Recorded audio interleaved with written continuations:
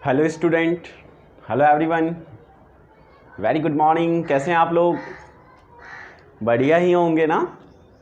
Okay बच्चों, तो हमारा वेव ऑप्टिक्स चल रहा है और वेव ऑप्टिक्स में इंटरफेरेंस चल रहा है और इंटरफेरेंस को हम कंटिन्यू करते हैं और आज उसके आगे कुछ चीज़ें जानते हैं। ठीक है, बहुत इंपॉर्टेंट, और साथ में कुछ न्यूमेरिकल्स भी करेंगे। ठीक है, नेक्स्ट लेक्चर में हम YDAC स्टार्ट करेंगे। ठीक है, आज इंटरफेरेंस ख़त्म करेंगे। ठीक ना, एवरीथिंग।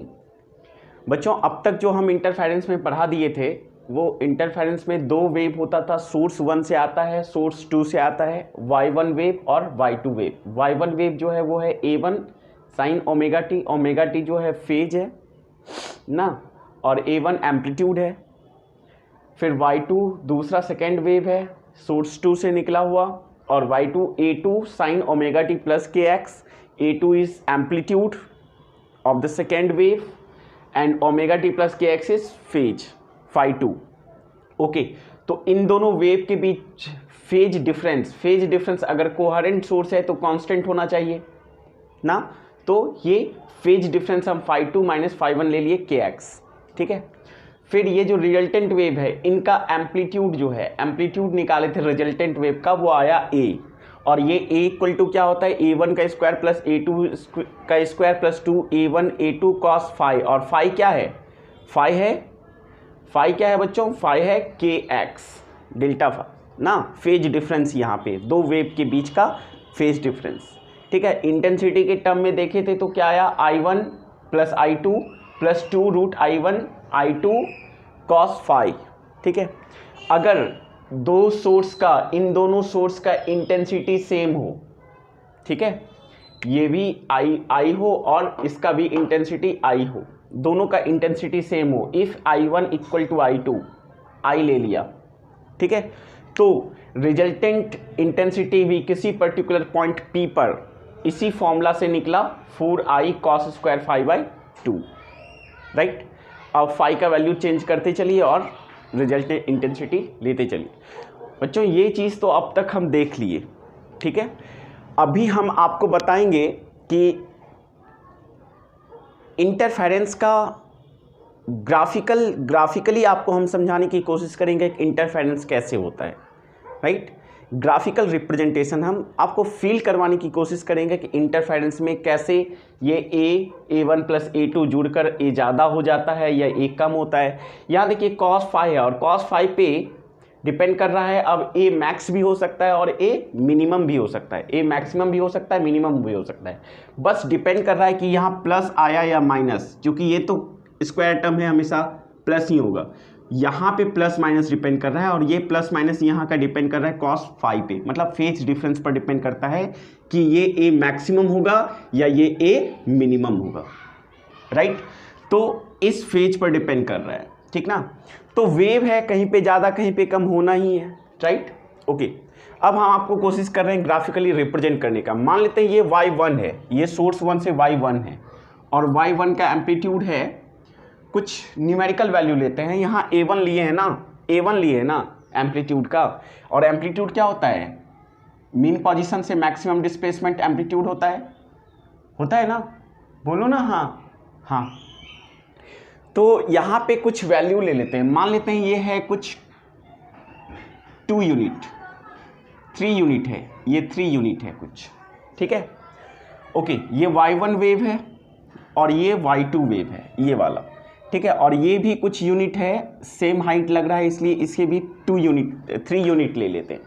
ठीक है, तो इसका ये भी सेम फेज में, ये भी सेम फेज में, फेज डिफरेंस यहाँ पे 0 है, क्योंकि जब ये टॉप पॉइंट पर है तो ये भी पार्टिकल टॉप पॉइंट पर है, और इनका ओमेगा टी सब कुछ सेम है, इसीलिए तो कोहेरेंट सोर्स है। ओमेगा कांस्टेंट है, मतलब फ्रीक्वेंसी कांस्टेंट है, टाइम पीरियड कांस्टेंट है। राइट, ओके, एम्पलीट्यूड अलग अलग हो सकता है, तो ये 3 यूनिट हो गया, ये भी 3 यूनिट हो गया। अब दोनों जब इंटरफेरेंस करेगा तो 3 प्लस 3, ये वाला वेव चाहेगा कि वेव का पार्टिकल 3 यूनिट मीन पोजीशन से ऊपर हो, और ये भी चाहेगा 3 यूनिट, दोनों ऐड हो जाएगा, और ये हो जाएगा कितना, रिजल्टेंट वेव, और ये हो जाएगा 6 यूनिट। कितना हो जाएगा बच्चों, 6 यूनिट। अगर ये 2 रहता, ये 3 रहता तो 5 यूनिट हो जाता है। कैसे एडिशन होता है, जैसे हम तो अभी कर दिए ना 3 + 3, ठीक है, अलजेब्रिक सम कर दिया और बोल दिए 6, ऐसे नहीं होगा। कैसे होगा, वेक्टर सम होगा, वेक्टर सम होगा इनका। देखिए ना यहाँ पे वेक्टर सम, और कैसे, तो यहाँ वेक्टर सम का रिजल्टेंट आ गया इस तरह से। और ये फेज है, जैसे यहाँ पे फेज 0 था, कांस्टेंट था, इसलिए ये फेज 0 हो जाएगा यहाँ पे, ठीक है। जो भी फेज आएगा वो चीज़ हम यहाँ फेज का वैल्यू रख देंगे और रिजल्टेंट हमारा एम्पलीट्यूड आ जाएगा, रिजल्टेंट वेव का एम्पलीट्यूड आ जाएगा। ठीक उसी तरह अब ये भी 3 यूनिट नीचे और ये भी 3 यूनिट नीचे, दोनों इंटरफेरेंस करेगा, 6 यूनिट हो जाएगा। फिर इसी तरह ये सब एक दूसरे पर ओवरलैप करेगा, इंटरफेरेंस करेगा और रिजल्टेंट वेव देगा, राइट, फाइन। दूसरा लेते हैं, ये मान लेते हैं 3 यूनिट है, ये वेव, ये y1 है, यहाँ पे रिजल्टेंट वेव हो गया, ये रिजल्टेंट वेव y नेट, ठीक है। अब ये इसका काम हो गया। अब इधर देखिए बच्चों, ये y1 वेव है, ठीक है, इसका एम्पलीट्यूड है 3 और ये कोई y2 वेव है जिसका एम्पलीट्यूड है 1 यूनिट। ये काफ़ी छोटा एम्पलीट्यूड, काफ़ी छोटा दिख रहा होगा, काफ़ी छोटा, और ये 3 यूनिट, ठीक है।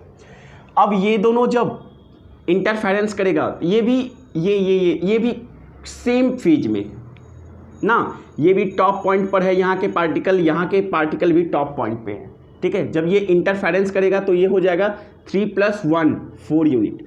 एक्चुअली ये जो हम ऐड कर रहे हैं अलजेब्रिक 3 + 1 करके 4 कर दिए, इस तरह से ऐड नहीं होगा। फिर से एक बात बता रहे हैं, इस तरह से ऐड नहीं होगा। किस तरह से होगा, वेक्टरली ऐड होगा ये, और फेज पर डिपेंड करेगा। इस तरह से इस एडिशन को ये फॉलो करेगा, ठीक है, ओके।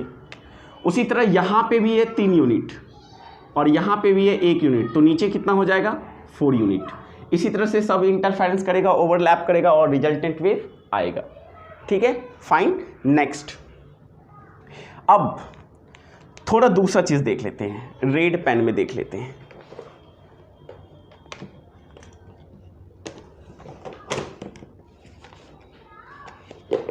ओके बच्चों, रेड पेन तो है नहीं, फाइन। इधर देखते हैं, ये मान लेते हैं बच्चों, ये एक वेव है, नया वेव, ये y1, ठीक है, ये कुछ यूं है,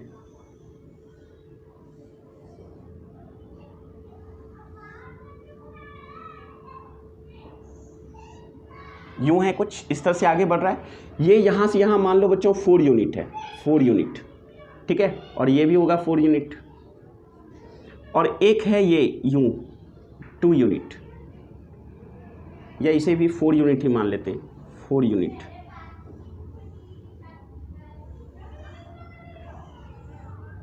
अब देखो बच्चों, जब ये है y2 वेव, ये है y2 वेव, ठीक ना। जब y1 का वेव एकदम टॉप पे होता है, क्रेस्ट पे होता है, हाईएस्ट पॉइंट पर रहता है, तो ये होता है टाउ पे। इसमें फेज का डिफरेंस है, फेज का डिफरेंस है यहाँ पे ना, एक ऊपर जाता है तो दूसरा नीचे जाता है, फेज का डिफरेंस है, फाई का मतलब 1 पाई का 180 डिग्री का, ठीक है। यहाँ पे फेज का डिफरेंस है, तो ये जब ऐड होगा, ये 1 है, ये इसका एम्पलीट्यूड 1 यूनिट है, 1 यूनिट नहीं, ये 1 यूनिट है, और ये भी 1 यूनिट है, और ये भी 1 यूनिट है। अब ये दोनों जब वैक्टीरियली ऐड होगा, ठीक है, तो ये फेज का डिफरेंस फाई रख देंगे, वैल्यू फाई का 180, तो यहाँ पे माइनस हो जाएगा। जैसे ही कॉस 180 आएगा, पाई आएगा, यहाँ माइनस आएगा, तो ये घट जाएगा। ऐसे अगर कहे तो 4 में से 1 चला गया, 3 कैसे, ऊपर या नीचे, ये ऊपर वाला ज़्यादा बड़ा है, नीचे वाला छोटा है, तो ये ऊपर होगा 3 ऊपर, और नीचे ये 4, ये ऊपर, ठीक है, ये 4 नीचे है, ये 1 ऊपर है, इसका मतलब है 3 नीचे आएगा, 3 नीचे, और फिर इस तरह से ये रिजल्टेंट वेव हो जाएगा। ये कितना हो गया 3, क्योंकि 4 में से 1 गया 3, अब यहाँ 4 में से 1 गया 3, तो इस तरह से रिप्रेजेंटेशन हो जाएगा बच्चों, ठीक है। तो ये आई थिंक कि आप समझ गए कि कैसे इंटरफेरेंस होता है और एम्पलीट्यूड ऐड होता है और एम्पलीट्यूड सब्सट्रैक्ट होता है, राइट। इस फॉर्मूले के अनुसार ये डिसाइड हो रहा है कि कितना एम्पलीट्यूड होगा रिजल्टेंट वेव का ये वेव वाई नेट ये रिजल्टेंट वेव का डिस्प्लेसमेंट तय होता है इस फॉर्मूला से। और इंटेंसिटी अगर लेते हैं, यहाँ तो सब जगह एम्पलीट्यूड लेते हैं, एम्पलीट्यूड लूँ या इंटेंसिटी लूँ बात एक ही है, क्योंकि इंटेंसिटी इक्वल टू होता है एम्पलीट्यूड का स्क्वायर, तो हम आराम से निकाल सकते हैं, राइट बच्चों। तो ये चीज़ें सारी चीज़ें हैं, आप इसे अच्छे से फील करके नोट करें, ठीक है। फिर हम आगे की बात करते हैं तुरंत ही, ठीक है बच्चों। नेक्स्ट मिटाओ बच्चों। अब थोड़ा आगे बढ़ते हैं हम लोग।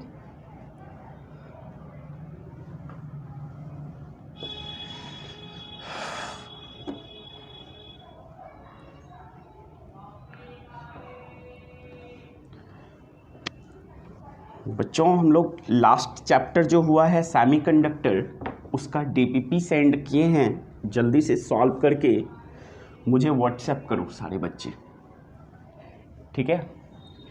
फिर हम आगे के स्ट्रैटेजी तय कर पाएंगे।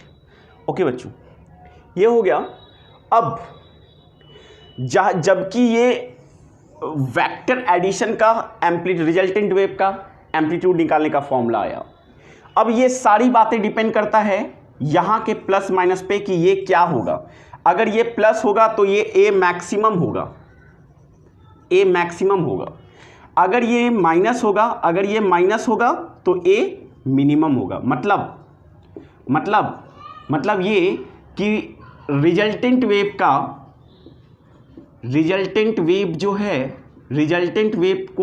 जो एम्पलीट्यूड है वो ए मैक्सिमम एग्जिस्ट करेगा और ए मिनिमम भी एग्जिस्ट करेगा रिजल्टेंट वेव का। अब हमें ये निकालना है, कैलकुलेट करना है कि ये क्या होगा और ये क्या होगा, राइट। ठीक उसी तरह इंटेंसिटी का भी वेक्टर एडिशन फॉर्मूला आया है। अब ये इंटेंसिटी जो रिजल्टेंट वेव का इंटेंसिटी है, इस रिजल्टेंट वेव का इंटेंसिटी डिपेंड करेगा इसके साइन पर। ये I1 प्लस I2 के बीच बाद जो साइन है प्लस माइनस इस पर डिपेंड करेगा। अगर ये प्लस रहा तो इंटेंसिटी जो होगा I मैक्सिमम एग्जिस्ट करेगा, राइट। हरे कृष्णा। अगर ये माइनस होगा, नेगेटिव होगा यहाँ पे, ठीक है, तो ये I मिनिमम एग्जिस्ट करेगा, राइट बच्चों। ओके, और ये प्लस माइनस किस पर डिपेंड करेगा, तो ये डिपेंड करेगा फेज पे, फाई पर, फेज पर डिपेंड करेगा। फेज डिसाइड करेगा कि यहां पे प्लस होगा मतलब एडिशन होगा या सब्सट्रैक्शन होगा, इस फेज पर डिपेंड कर रहा है, राइट। तो बच्चों अब जबकि हम इस क्वेश्चन से ये जान गए कि ए मैक्सिमम एग्जिस्ट करने वाला है, मतलब मैक्सिमम एम्पलीट्यूड रिजल्टेंट वेव का एग्जिस्ट करने वाला है, मिनिमम एम्पलीट्यूड रिजल्टेंट वेव का एग्जिस्ट करने वाला है, मैक्सिमम इंटेंसिटी रिजल्टेंट वेव का एग्जिस्ट करने वाला है, मिनिमम इंटेंसिटी रिजल्टेंट वेव का एग्जिस्ट करने वाला है। तो अब हम चलते हैं इसको कैलकुलेट करने के लिए, राइट। तो जल्दी से बच्चों आप ट्राई करेंगे कैलकुलेशंस करने की। हम इसे मिटाते हैं और अब ए मैक्सिमम और एक मिनिमम इन्हें कैलकुलेट करते हैं। तो रिजल्टेंट वेव का एम्पलीट्यूड का फॉर्मूला लिख लेते हैं, होता है A1 plus A2 plus A1 का स्क्वायर प्लस A2 का square plus 2A1 A2 cos phi, और ये फाई kx है, दो वेव के बीच का फेज डिफरेंस। हम बार बार कह रहे हैं क्योंकि कारण है। और फेज डिफरेंस और पाथ डिफरेंस में रिलेशन क्या था, k डेल्टा x, या k का वैल्यू 2 पाई बाय लैम्डा। बार बार बच्चों हम याद दिला रहे हैं आपको, ठीक है। तो इस पर रूट ओवर इंटेंसिटी का, रिजल्टेंट वेव का इंटेंसिटी का फॉर्मूला आया था I1 plus I2 plus 2 under root I1 under root I2 cos phi. ये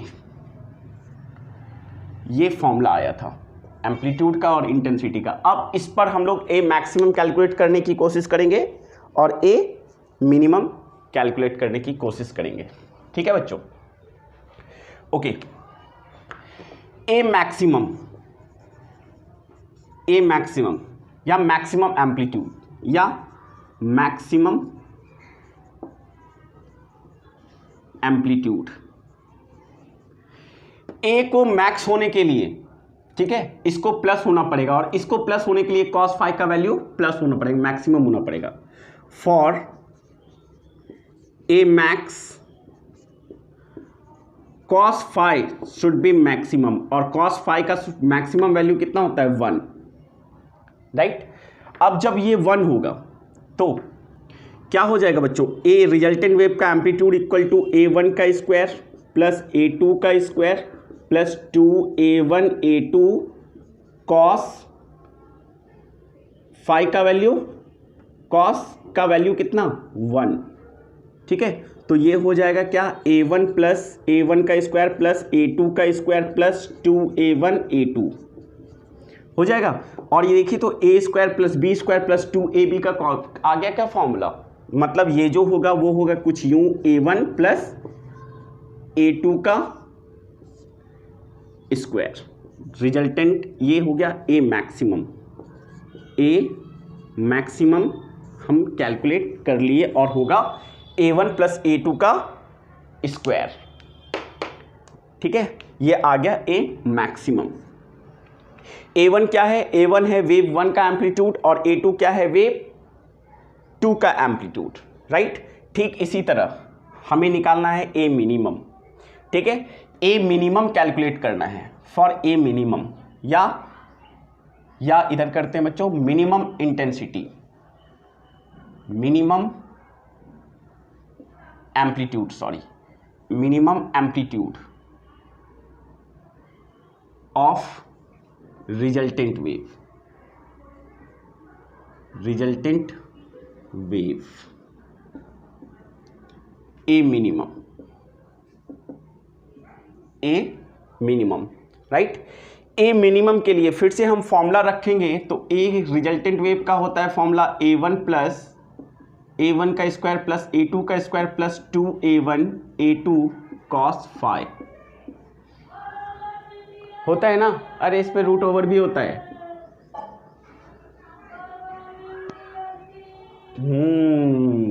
परवल भिंडी आदि, देखो इधर बच्चों अब ये होता है रिजल्टेंट वेव के एम्पलीट्यूड का फॉर्मूला। अब इसे मिनिमम करना है for a minimum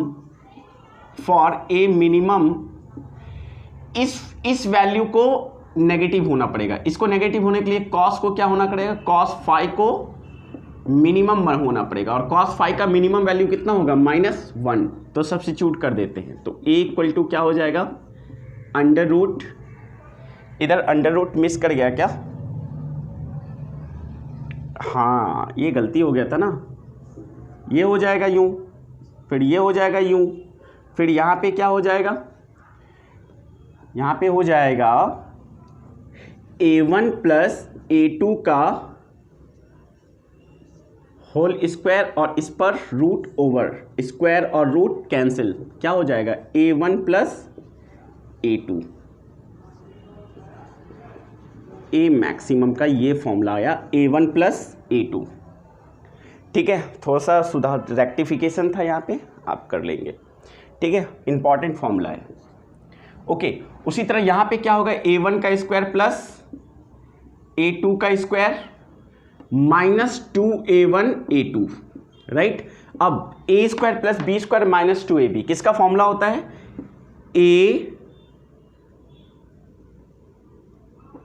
A minus B का होल स्क्वायर और इस पर क्या रूट ओवर, तो रूट से स्क्वायर रूट ओवर कैंसिल हो जाएगा, क्या हो जाएगा A1 minus A2 resultant wave का एम्पलीट्यूड, ठीक है बच्चों।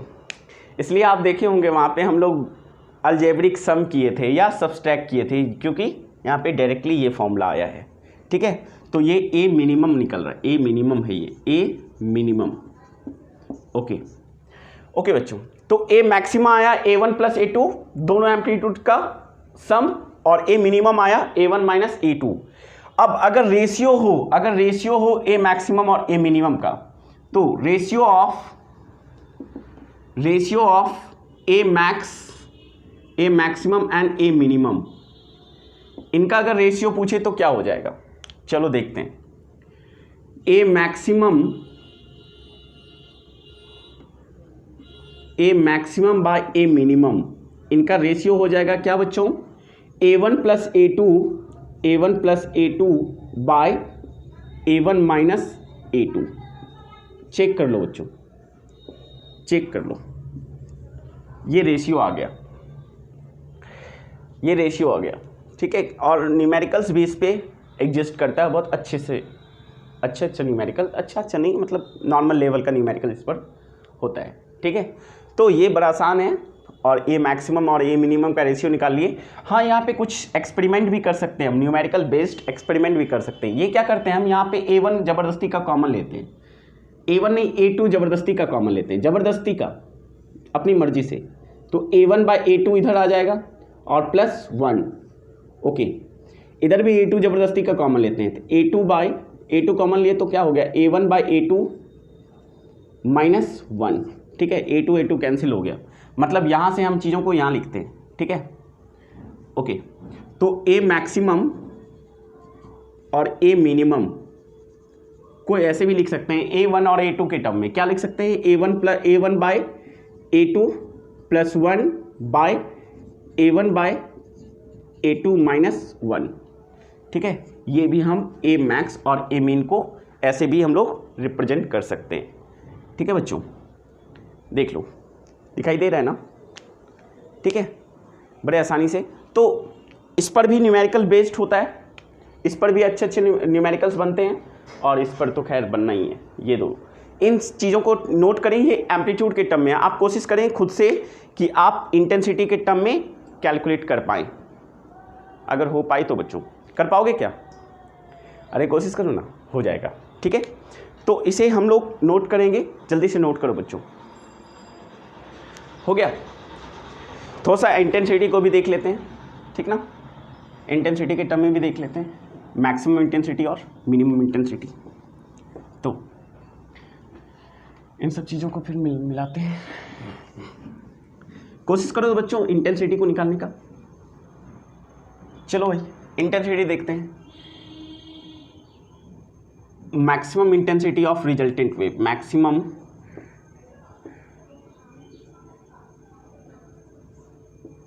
इंटेंसिटी ऑफ रिजल्टेंट वेव,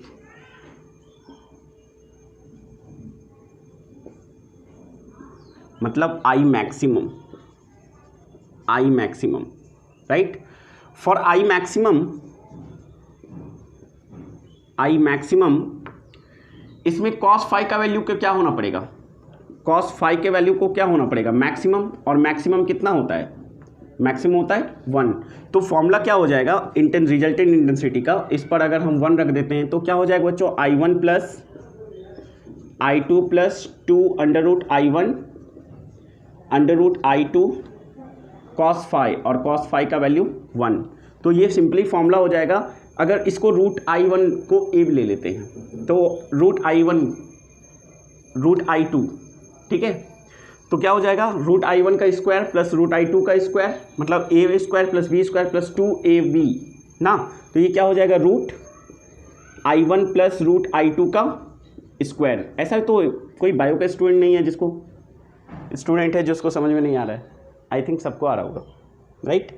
क्या किए हैं यहाँ पे हम, तो यहाँ पे कुछ नहीं किए हैं, रूट I1 को a मान लिए हैं और रूट I2 को b मान लिए, ठीक है। इसमें रूट ये, तो इसको हम लिख सकते हैं ना ऐसे, देख लो बच्चों, देख ही लो, रूट I1 का स्क्वायर, I1 को लिख सकते हैं ना, रूट I1 का स्क्वायर प्लस रूट I2 का स्क्वायर, ठीक है, plus 2 root I1 root I2 into ये 1 तो हो ही गया, ठीक है। a square plus b square plus 2ab, मतलब root I1 plus root I2 का स्क्वायर, ये आ गया a मैक्सिमम, ये ए मैक्स आई मैक्सिमम का फॉर्मूला आ गया, ठीक है। ये हो गया root I1 plus root I2 का स्क्वायर, ये आ गया इंटेंसिटी मैक्सिमम। इसी तरह इंटेंसिटी मिनिमम,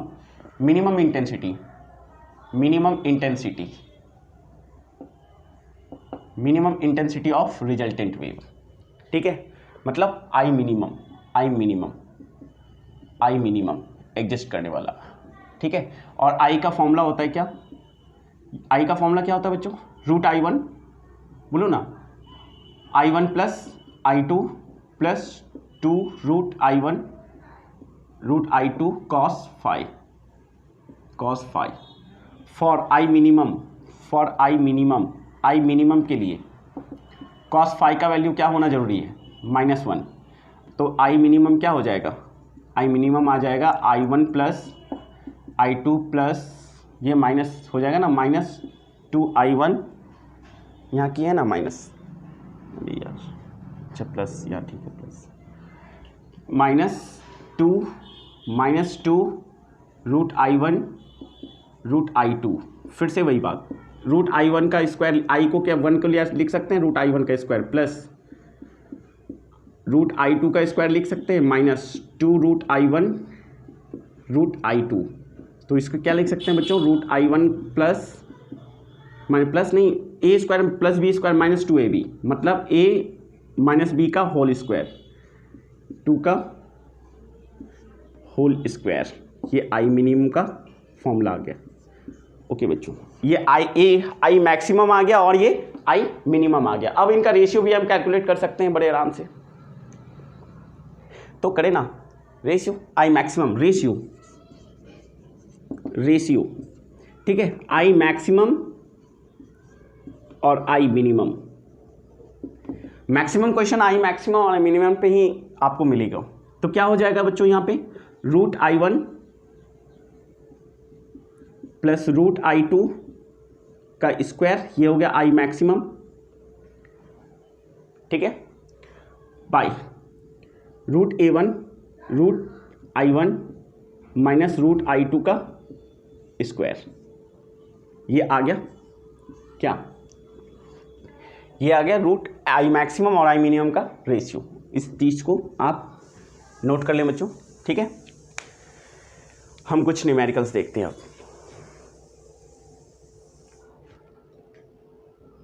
ठीक है। आई थिंक कि समझ लिए होंगे, ठीक है। ओके बच्चों, मिटाओ तो न्यूमेरिकल देख लेते हैं कुछ।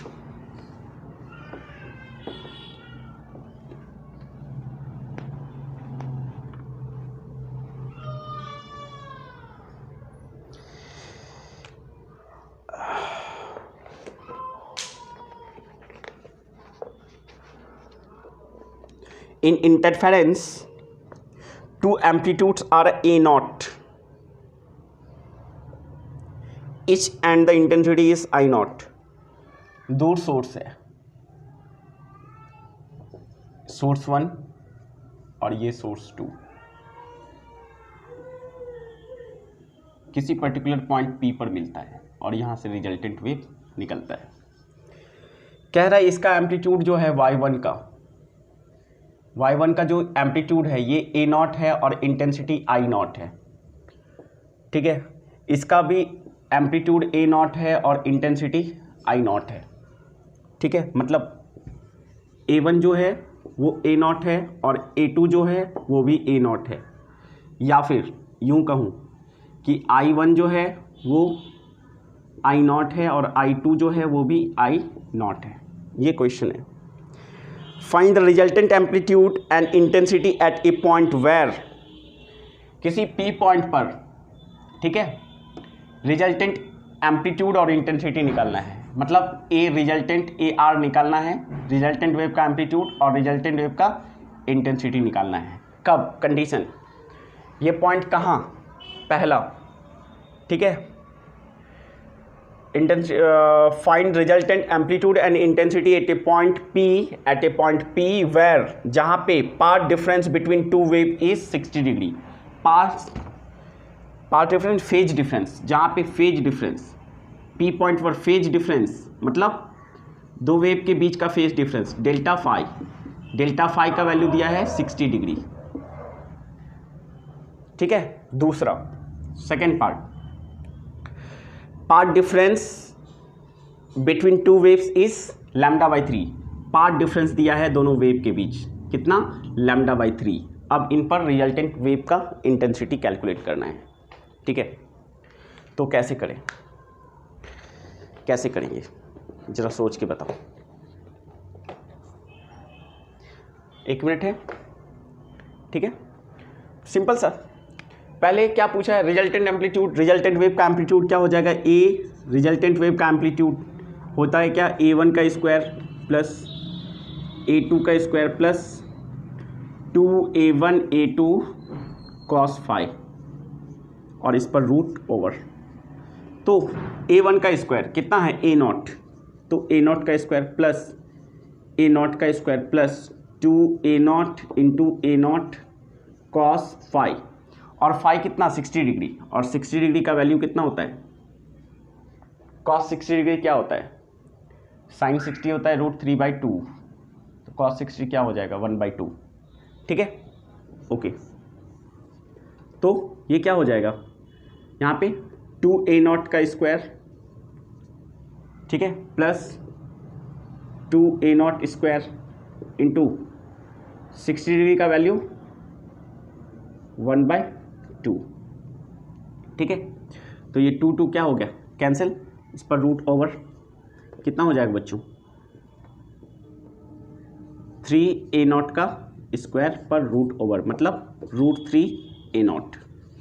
ये रिजल्टेंट वेव का एम्पलीट्यूड आ गया, √3A0। ठीक है, देख लें बच्चों, ये √3A0 आ गया। ठीक है, ओके। अब इंटेंसिटी निकालना है, तो ये तो आया पहला। ठीक है, अब जब फेज डिफरेंस 60 डिग्री हो, ठीक है, जब पाथ डिफरेंस λ/3 हो, तो कुछ नहीं, ये फर्स्ट पार्ट था, अब ये सेकेंड पार्ट, एम्पलीट्यूड का सेकेंड पार्ट। ठीक है, अब बोल रहा है कि पाथ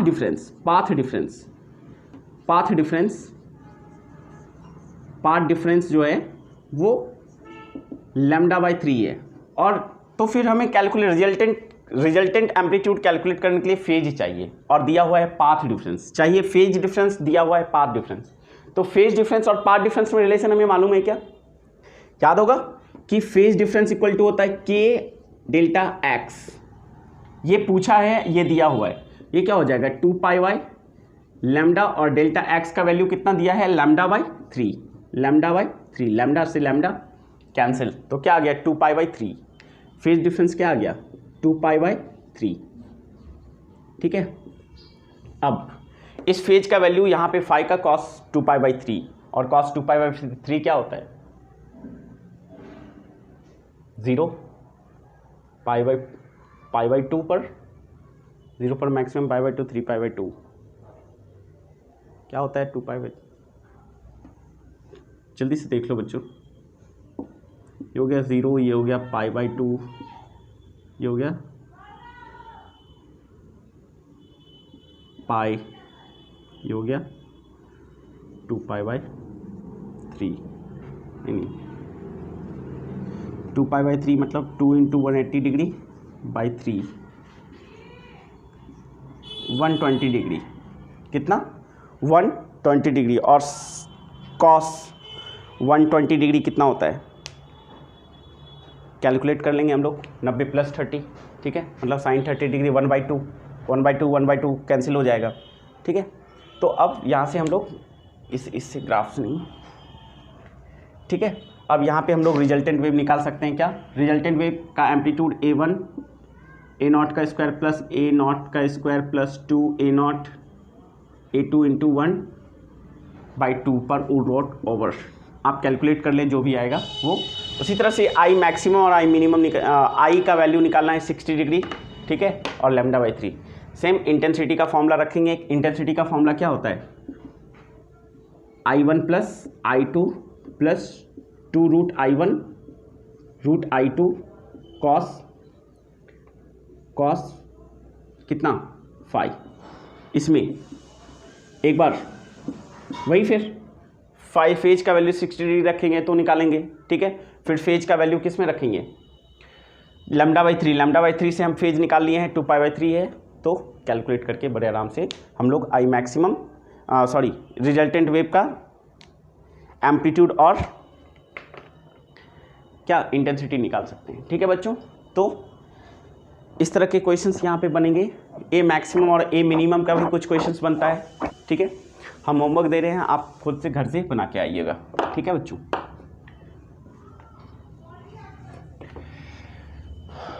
क्वेश्चन है,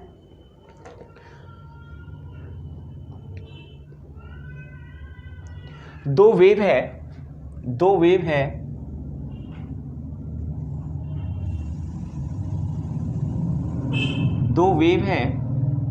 ठीक है, जिनका एम्पलीट्यूड का रेशियो दिया हुआ है 3/5 या 3:5, ये A1 हो गया और ये A2 हो गया, इन सब का फ्रीक्वेंसी सेम है, ठीक है। तो एम्पलीट्यूड का रेशियो दिया हुआ है और वो है 3/5, ठीक है। Superimpose to each other, calculate the ratio of maximum and minimum intensity of the resultant wave, ठीक है। ये दिया हुआ है और पूछ रहा है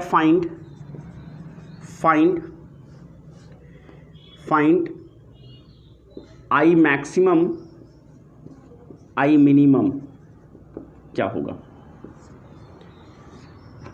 इसको बना के जल्दी से कमेंट बॉक्स में आप कमेंट कर देंगे, ठीक है। हम देख लेंगे आंसर क्या है, ठीक है बच्चों, सबका चेक कर लेंगे हम। तो यहाँ से पहले A1 और A2 दिया हुआ है, आई मैक्सिमम निकालना है और आई मिनिमम निकालना है, ठीक है। और इसका DPP जो है, इस जो एक पार्ट ख़त्म हो गया, इसका DPP हम कल सबमिट कर देंगे आप लोग को, ठीक है बच्चों। आप बनाएंगे, फिर ट्राई करेंगे। नेक्स्ट लेक्चर में हम YDSE मतलब नेक्स्ट लेक्चर मतलब यानी कल YDSE स्टार्ट करने वाला है। YDSE मतलब यंग्स डबल स्लिट एक्सपेरिमेंट, ठीक है। इंटरफेरेंस ख़त्म, अब हम लोग YDSE स्टार्ट करेंगे, ठीक है। Okay, thank you.